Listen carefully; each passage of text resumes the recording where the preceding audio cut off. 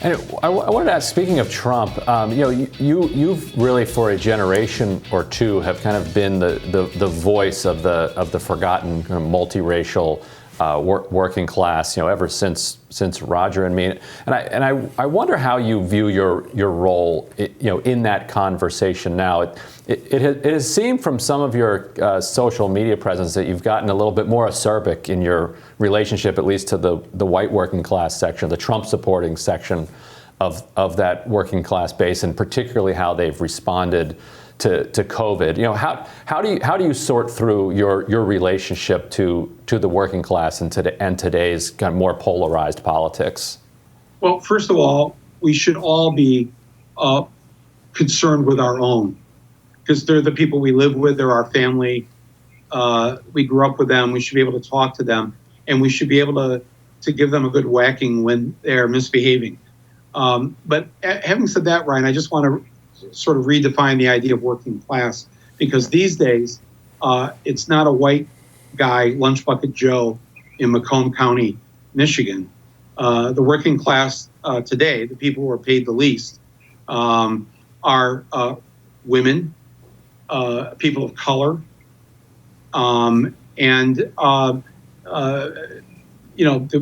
your average working class person these days is probably a Hispanic woman in her late 20s or early 30s. So it's hard for us, I know, to change that image in our head when we say working class, but it's not the way I grew up now, and it's not the people I grew up with now. But I think I know what you're referring to in terms of my acerbic attitude toward people that are not getting vaccinated, that have fallen for the big lie. But here's the part I don't get. Maybe you guys can answer this for me. As human beings, we are wired to be most concerned with our own, starting with our children, come first, then our parents, then our extended family. These are the people that we want to live and will defend. We're so selfish about this. We'll put this in. I don't mean just as Americans, as human beings. And yet, anybody who's watching this right now, if you have not gotten vaccinated and that you are putting your family at risk, I cannot understand where that has gone, where people have just decided, I don't care. I'm not going to get vaccinated either for political reasons, or I'm afraid to get vaccinated. I don't believe the government anymore. It was interesting. I don't know if you saw the Frontline this week about 9/11. They did kind of a whole 20-year view of it. And they really laid it at the feet of George W. Bush, the fact that nobody trusts the government anymore, because that was such a huge lie that was told to take us to war. A country that had nothing to do with 9/11. A dictator that had nothing to do with 9/11. And that was such a big lie, and it shocked people. And Bush did it by sending our National Guard troops. These are the working class of this country. Yeah, sent them to die. And people now don't trust the government, whether it's, especially the Trumpsters. They don't believe the results of the election. They don't want to get vaccinated. That's on the right and left.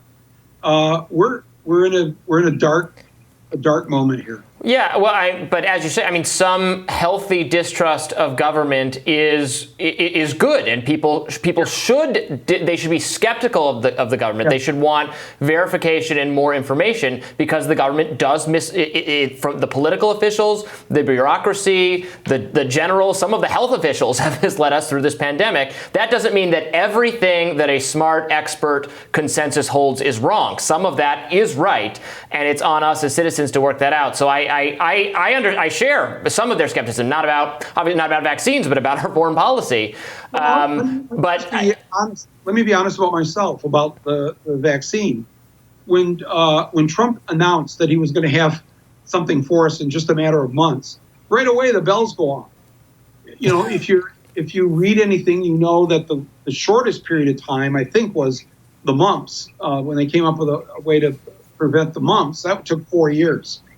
The fact he was going to do this before the election, the obvious fact that he was doing it to help himself get reelected, made me think, well, let's just say I'm going to trust science, but I'm not going to be first in line for the Trump vaccine.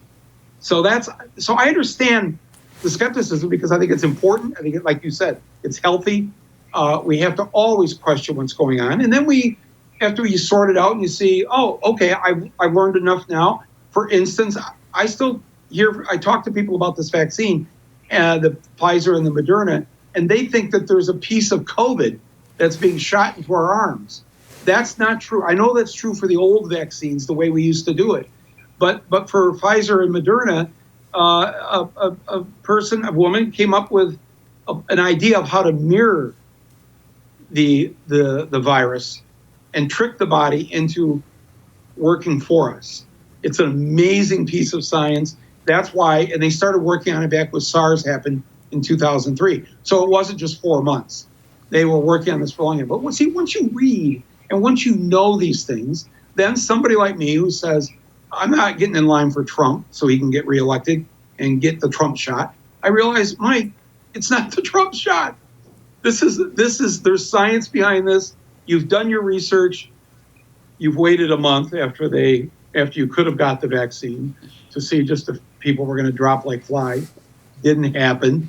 And then right away, then I was in there and I got my 2 shots. So, people can get confused because there's a lot of misinformation out there, but it's not always coming from the right or the left. It's sometimes coming from the pages of the New York Times, as you mentioned about the run-up to the Iraq War. Thank you so much for being with us today, Michael Moore. We really appreciate it. Thank you for having the show and welcome to it. And thank you for having me. I really appreciate it. And to the people watching, please join me on Friday night for this free screening of Fahrenheit 9/11. It's a movie that really, I think, needs to be seen right now. We're going to have a discussion and a Q&A online afterwards. It's all free. And I hope people can join us. Yeah, and for people who haven't seen it, let's say you were too young when it came out. It's an incredible movie. It's very much worth your time. And we'll be back soon with more Rising.